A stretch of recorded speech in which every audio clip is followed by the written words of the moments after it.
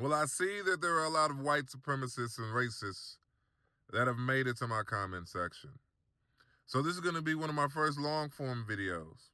So make sure you click the link in my bio and like, follow, and subscribe to all my other social media platforms. Today I posted a video about a stolen people and a stolen land.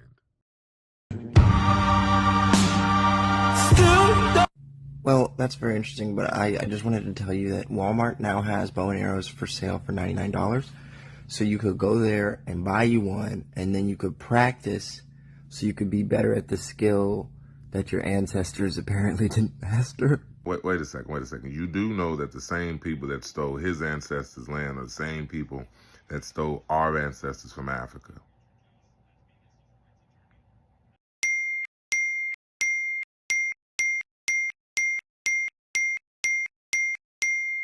To get these elephants out the room one at a time. African people did not sell African people into slavery. Africa is a continent made up of different groups of people. Never say that Europeans sold Europeans. It's always Vikings sold Slavic people into bondage. The reality that white people stole African people out of Africa and sold us into bondage. And the only reason one would make the argument that African people sold African people is to negate the fact that white people stole African people. That argument doesn't even make sense because if your child has a fight at school and says another kid was fighting too, it doesn't negate the fact that your child was in a fight at school. It is in fact a white supremacist and racist talking point to say that African people sold African people into slavery. Furthermore, whenever you assign a fault to a marginalized racial group of people, that becomes the epitome of a racist belief. Tell me this. If neo-Nazis invaded your neighborhood, viciously killed your neighbors, and then comes and knocks at your door and tells you very directly and very specifically that they are going to sell you into slavery unless you provide someone else. So you go 2 counties over and get another family to bring to the Nazis to protect your family. Did you sell your family into slavery? This is the reality of the transatlantic slave trade. African people were forced and coerced to fall into the system of the transatlantic slave trade.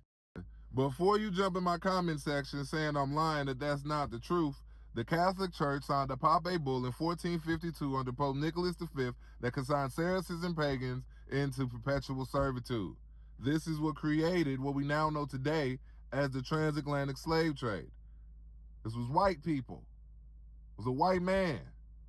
The Papae Bull had not been signed by the Catholic Church, the transatlantic slave trade would have never have started.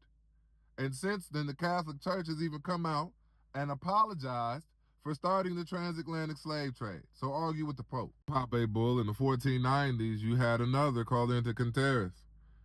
I don't know if that's how you say it in Latin, but that's how it sounds in my head. Some call it the doctrine of discovery. And this consigned all indigenous people and African people to perpetual servitude and making them and their land property of the church. This is why the Catholic Church is the largest real estate holder in the world, owning over 50-some-odd% of the global wealth. Now here's my question. Knowing what we know now, how did African people sell African people into bondage when African people didn't create the laws to sell African people into bondage? Now, this is about the time in the conversation where people are going to jump in my comment section and say, well, there were black slave owners, Anthony Johnson, and shit like that. Somebody's going to point out in the comment section, Anthony Johnson was the first slave owner in America. It's going to be a hard pill for you to swallow. The first African slaves came over to what we now know as the Americas in 1619. There was already a slave trade in the Americas. Indigenous people were being enslaved by Europeans. The first Africans didn't make it over to the Americas until 1619. Who owned the slaves before that? And who created that system of slavery in the Americas prior to African people coming? I want to point out that that is a white supremacist argument because the entire argument revolves around indigenous erasure, as if indigenous people hadn't been here for tens of thousands of years prior to white people touching its soil. when indigenous people were being enslaved nearly a century prior to African people setting foot on this soil? Who owned them? Somebody now is going to jump in the comment section and be like, there were over 3,000, 3,800 black slave owners in America. They participated in the slave trade from 1619 until 2025, because slavery still exists in America today. There were approximately 3,700 black slave owners in America that owned approximately 12,000 enslaved Africans. And the only reason that they were buying those individuals was because they were buying their friends and family out of bondage. Because white people were enslaving Africans. One of the stupidest arguments. The reality of it is that all of these arguments are predicated on one truth: looking to absolve white people of doing atrocities to black people, to African people. This is the truth about the African slave trade. It starts in the early 14th century. The Portuguese and individuals like Gomez de Zurara were taking pilgrimages into Africa, meeting people of New Guinea, people of Congo, and looking to establish relations. And initially, the Portuguese were getting killed by African people. When they would come off of those ships and get into their boats, African people did not want to do business with the Portuguese. And so the Portuguese, when it teamed up with the Spanish, who had better munitions, they had better armament, and very quickly African people knew and understood that we should look to do treaties because we don't want our people to die. We don't want your people to die. We value life, right? So very quickly, they established treaties that were broken, right?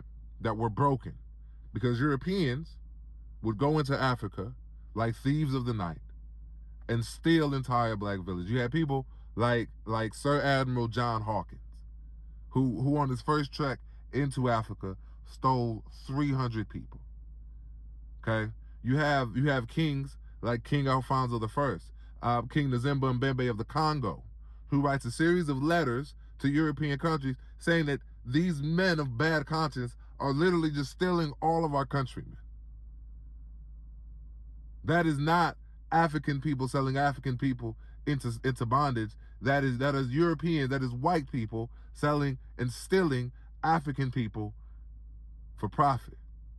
And the reality is this should be taught in school. And if this is uncomfortable for you to hear as a white person, how do you think it makes us feel to live this every day as black people?